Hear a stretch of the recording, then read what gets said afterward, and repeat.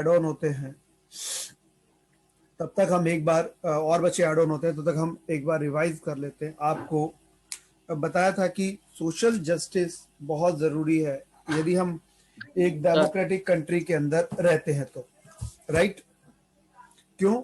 क्योंकि social justice और democracy और इक्वलिटी डेमोक्रेसी का एक मेन कंटेंट है। मेन कंटेंट से मतलब होता है कि,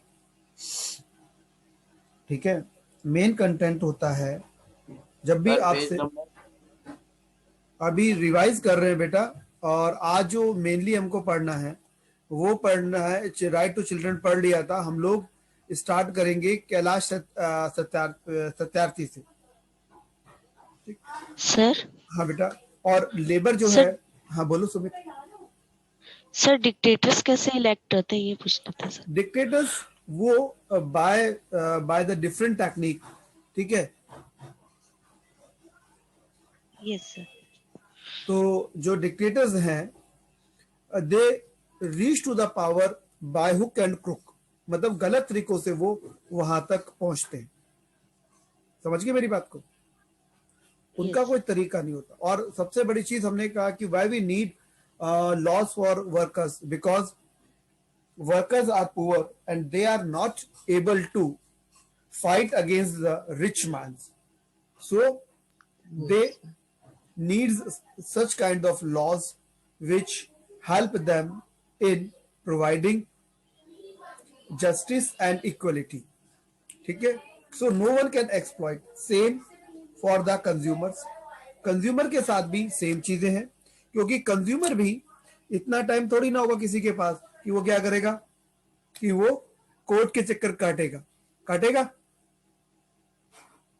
क्या? ये पॉसिबल है किसी के लिए? नहीं है ना।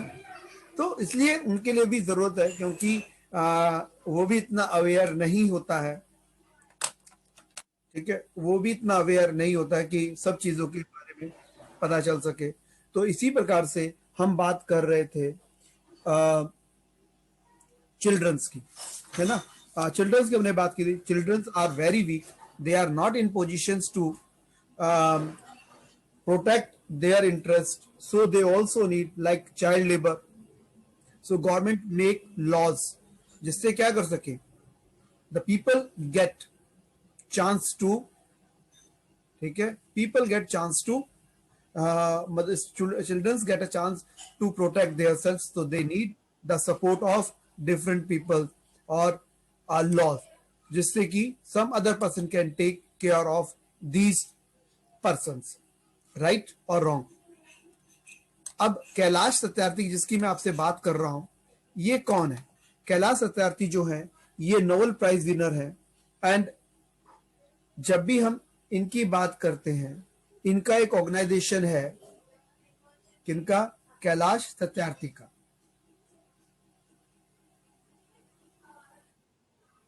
ठीक, जो कैलाश सत्यार्थी हैं इनका एक ऑर्गेनाइजेशन है, सेव चिल्ड्रन एंड सेव बचपन। ठीक, और ये मतलब बाय एजुकेशन की यदि बात करें इनकी, बाय एजुकेशनल क्वालिफिकेशन, तो ये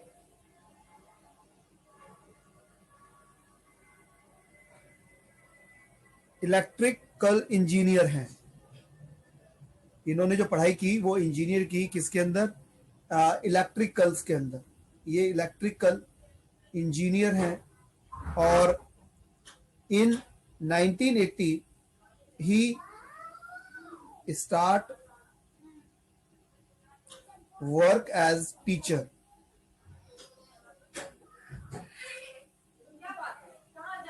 ठीक, और इन्होंने फिर कुछ टाइम के बाद इन्होंने अपना जो टीचिंग का वर्क था वो छोड़ दिया और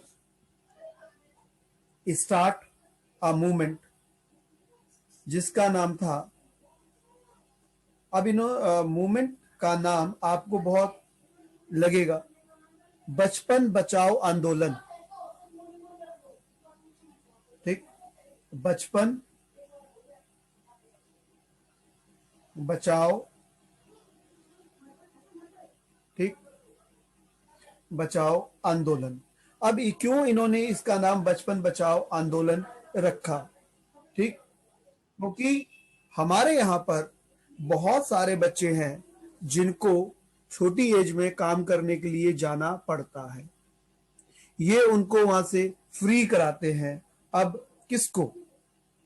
those children who those children who work in different industries, those children who work in different industry, who works in different industry, ठीक, ठीक है। Now millions of children were freed by him. Millions of children were freed by him till now. बहुत सारे लाखों बच्चों को इन्होंने क्या किया है, और ये इनका एक कैंपेन है, ग्लोबल कैंपेन फॉर एजुकेशन, जो ये कहते हैं कि सब बच्चों को एजुकेशन मिलनी चाहिए। और 2014 में इनको नोबेल पीस प्राइज भी मिला था, नोबेल पीस प्राइज। और इनके साथ साथ उस साल जो पाकिस्तान की एक बच्ची थी मलाला यूसुफजाई, दोनों को मिला था, क्योंकि दोनों के दोनों किसके लिए वर्क कर रहे थे? Work for suppression of childrens. ठीक, सर सप्रेशन मतलब दबाया बढ़ावा जाना देना? या उनको जो उनका जो शोषण होता है उसके अगेंस्ट। मलाला यूसुफजाई को इसलिए गोली मार दी गई थी क्योंकि वो लड़कियों की एजुकेशन की बात कर रही थी सर पाकिस्तान में? पाकिस्तान में। अच्छा, यस। ठीक, सर अब उस कॉम्पेन मतलब क्या होता है? है बेटा, सर कॉम्पेन मतलब क्या होता है? कॉर्पोरेट मींस सख्त पनिशमेंट। जब जैसे मान लो किसी को हम हार्ड पनिशमेंट प्रोवाइड करते हैं, सर या वो फिर ग्लोबल कॉम्पेन फॉर एजुकेशन।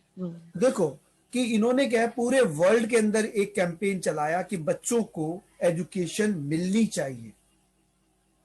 ठीक, नॉट ओनली इन इंडिया, ये कहते हैं पूरी दुनिया के अंदर। किसके अंदर? पूरी दुनिया के अंदर।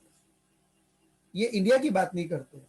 और तभी तो इनको नोबेल पीस प्राइज दिया गया था, क्योंकि नोबेल पीस प्राइज किसी कंट्री के लिए नहीं देते हैं, बल्कि पूरे वर्ल्ड के लिए दिया जाता है, जब पूरे वर्ल्ड में कोई अच्छा काम करता है। जिससे कि अब हम बात करते हैं law for consumer,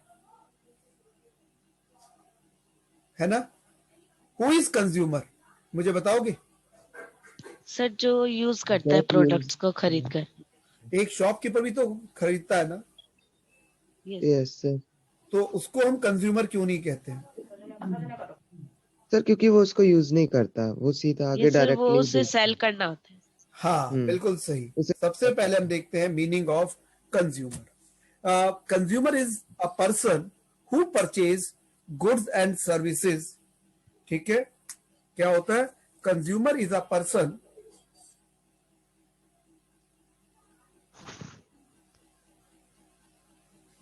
consumer is a person who purchase goods and services। ठीक है, who purchase goods services to satisfy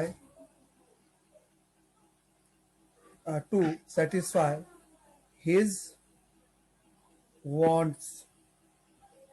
ठीक, ठीक है बेटा। और शॉपकीपर Yes. परचेज करता है to earn profit. why why we need why we need law for consumer.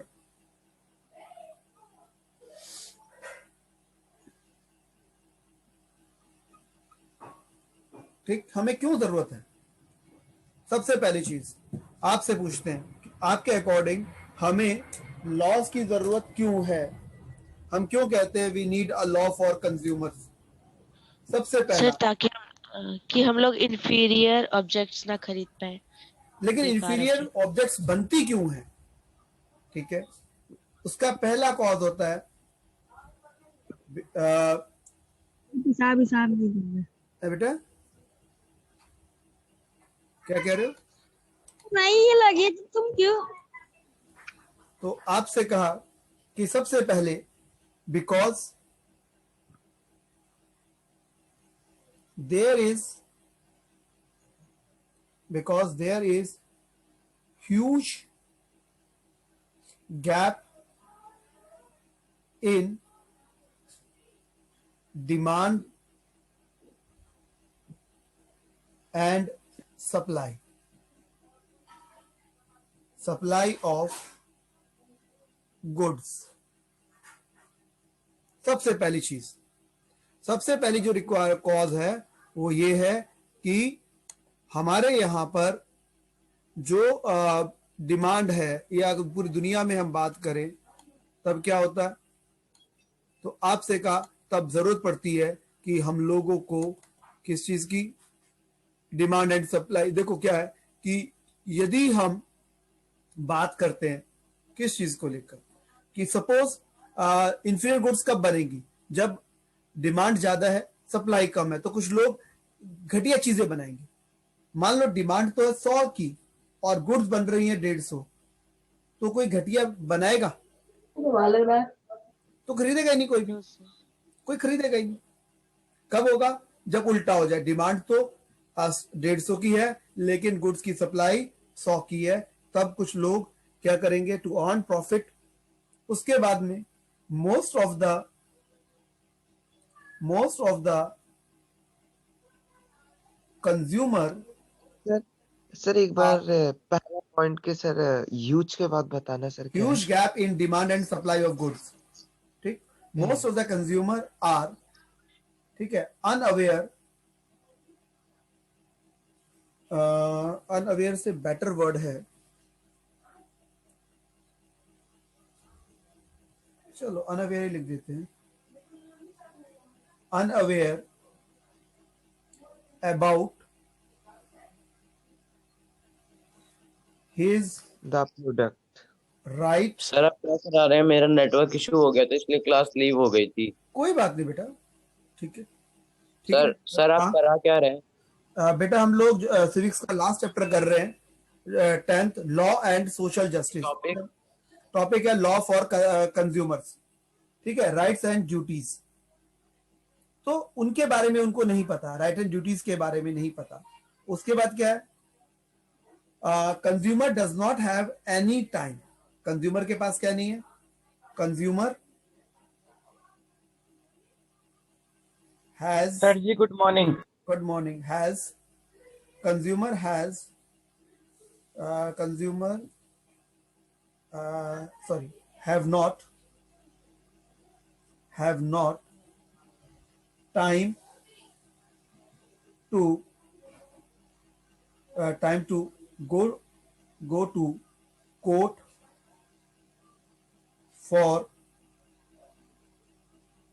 for the justice against, ठीक है, against, ठीक, against cheatings, अगेंस्ट चीटिंग। तो इन सारे कॉज के कारण क्या होता है कि हम ये कह सकते हैं। अच्छा, एक बार अपनी वीडियो ऑन कर लोगे तो मैं आपकी अटेंडेंस ले लूं। अभी पहले एक बार please everyone open your videos.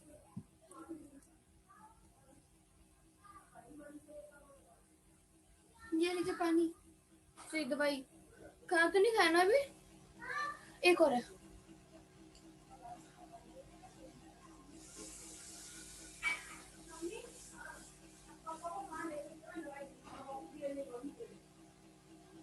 बेटा सब लोगों ने ऑन नहीं किया अपना वीडियो।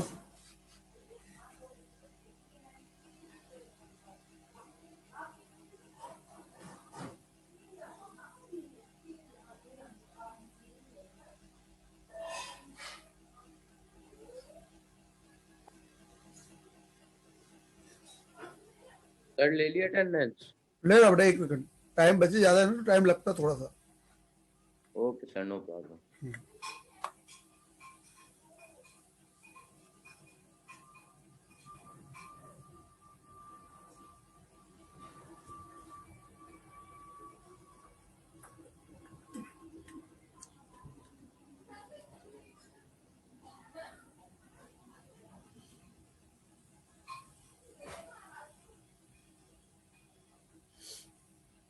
बस 1 सेकंड और लगेगा, हो गया फिर।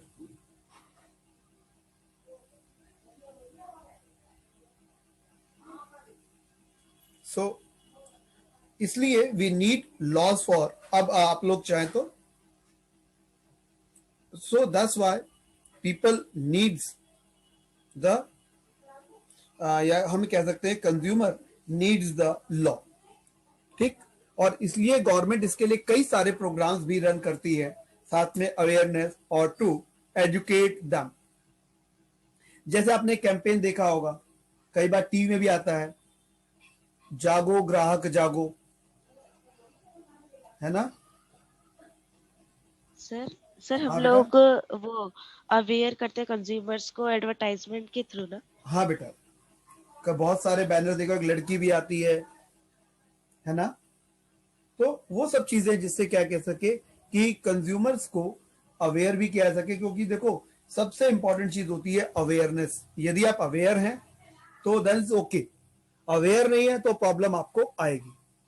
उसके बाद में आता है ये लॉ कोई फॉर, कंज्यूमर कोर्ट भी होता है क्या? हाँ बेटा, इसीलिए कंज्यूमर कोर्ट, कोर्ट। हाँ कंज्यूमर कोर्ट भी इसलिए बनाया गया ना, क्योंकि आपको पता है हमारे यहाँ पर जो लीगल प्रोसीजर है वो बहुत लेंथी है।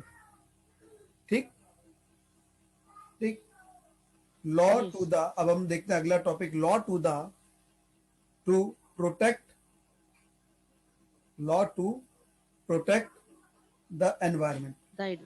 है ना? प्रोटेक्ट द,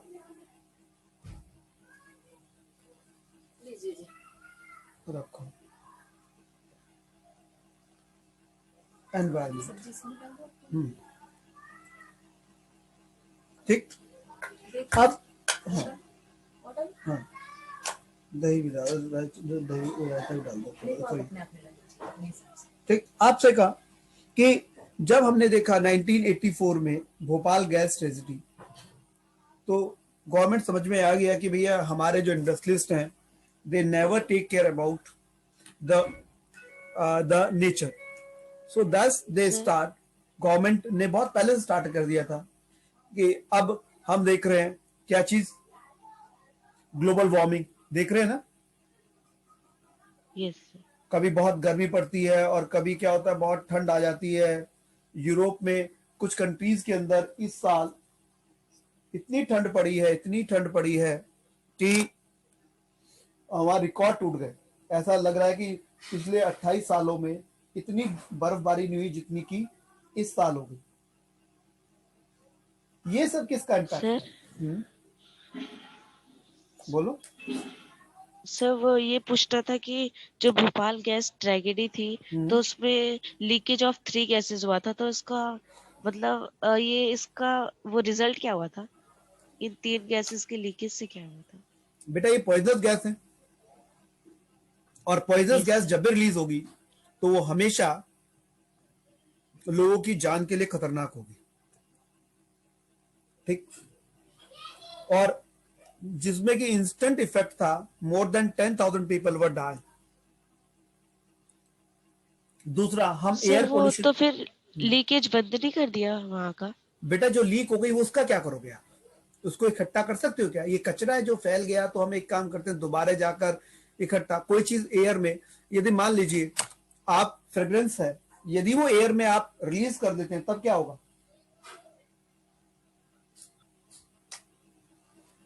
तो क्या उस फ्रेग्रेंस को आप दोबारा बोतल में डाल सकते हो? सर पता तो चलते सर अभी तो बहुत टाइम लग गया होगा ना। बेटा पता तो चल गया था 7-8 मिनट में, पर लेकिन जब तक जो रिलीज हो गई थी, नहीं यार अभी मत निकालो यार, वही डेंजरस हो गई थी। तो वही तो बेटा खतरनाक हो गई ना। Yes sir. समझ आ गई ना बात? यस तो सर। इसलिए वही तो डेंजरस चीज हो जाती है। ठीक, तो एयर पोल्यूशन दिल्ली के अंदर बार बार बात करते हैं। आपने देखा कई बार गवर्नमेंट ने इवन ऑर्ड किया ना, किसके लिए था? To control the air pollution. उसके लिए दिल्ली के अंदर सीएनजी व्हीकल्स का यूज किया गया, लेकिन फिर भी कोई वो नहीं है, पूरे वर्ल्ड के अंदर है, जिससे कि लेकिन कुछ यदि आप एक को यूज करते हैं तो आप देखेंगे कि दूसरे लेवल्स बढ़ जाते हैं। इसके लिए क्या किया गया, पूरे वर्ल्ड के अंदर जो कई सारे लॉज बनाए गए। अब जैसे पेरिस डिक्लेरेशन है, पेरिस के अंदर जो वर्ल्ड के लीडर्स थे वो मिले, उन्होंने फॉर एनवायरमेंट प्रोटेक्शन डिसीजन लिए। उसमें क्या था कि वो रिलीज कम करें, किसका? कार्बन डाइऑक्साइड गैस का। ये गैस क्या करती है? इसको ग्रीन हाउस गैस भी कहते हैं, और ये cause for reduction in ozone, reduction in ozone layer. ठीक, इसके लिए हमें क्या जरूरत है? We need to protect, make a laws to protect the, ठीक, टू प्रोटेक्ट द एनवायरमेंट। इसके लिए हमें जरूरत है कि हम एनवायरमेंट को क्या करें? प्रोटेक्ट करें। करे। यदि नहीं प्रोटेक्ट करेंगे तो हम फिर धरती पर कुछ समय के बाद रह ही नहीं पाएंगे। यदि रह भी पाएंगे तो हम लोगों को इतनी सारी डिसीज हो जाएंगी कि हम उन डिसीज से लड़ते लड़ते ही परेशान हो जाएंगे। अब आता है quick reason 1, answer the following questions. सबसे पहला क्या क्वेश्चन है? Law help the people against unfair practice and exploitation. Is this statement true or false? Sir ये है पहला यस, क्वेश्चन। ट्रू है पहला, है ना? ट्रू। ये yes sir. Second, What does the mic हाँ, ऑन है। अच्छा। What does the Consumer Protection Act do? वो क्या करता है? कंज्यूमर प्रोटेक्शन एक्ट, ठीक है, protect the consumers from exploitation. Yes sir. ठीक है, क्या करता है? It protect the consumer, it protect the consumer against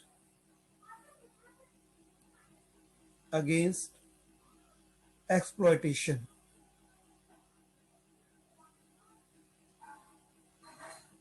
ठीक है बेटा। अब थर्ड क्या है? when Yes, did, sir. when did When Bhopal did the gas tragedy tragedy? 1984. हाँ, डाल दो 3 दिसंबर 19. 1984। ठीक, उसके बाद में due to Dash and Dash, unemployment. Indian laborers agree to work in unsafe area. Due to किसके कारण? Unawareness. हाँ, ड्यू टू अनअवेयरनेस। ठीक है, ड्यू टू अनअवेयरनेस, है ना? Yes, sir. उसको लिख लीजिए।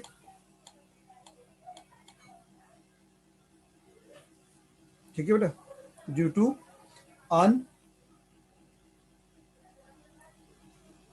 अनअवेयरनेस।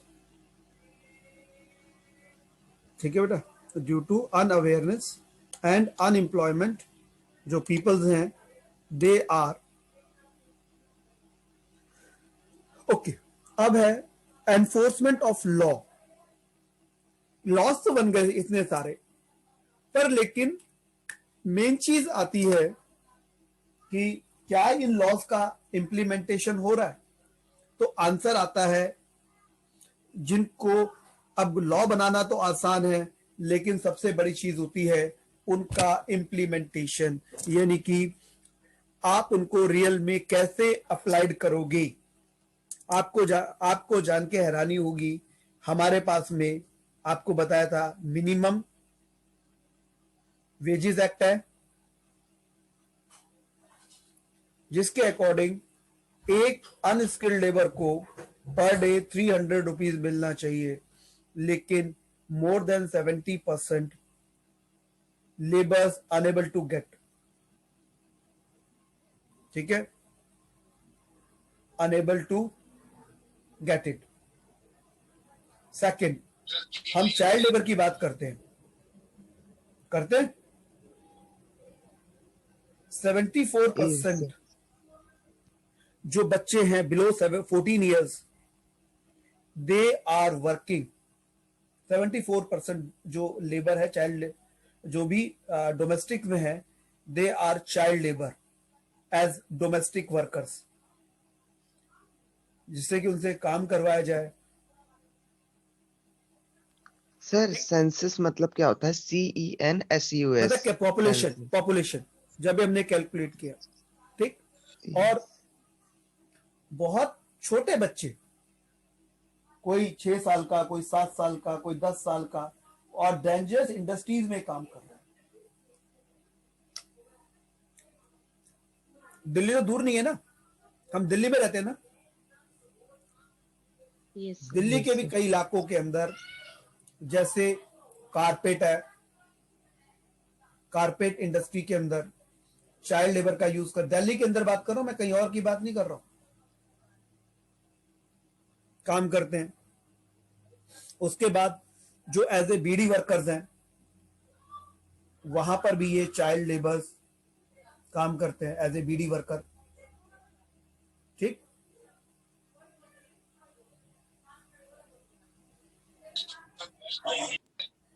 ठीक।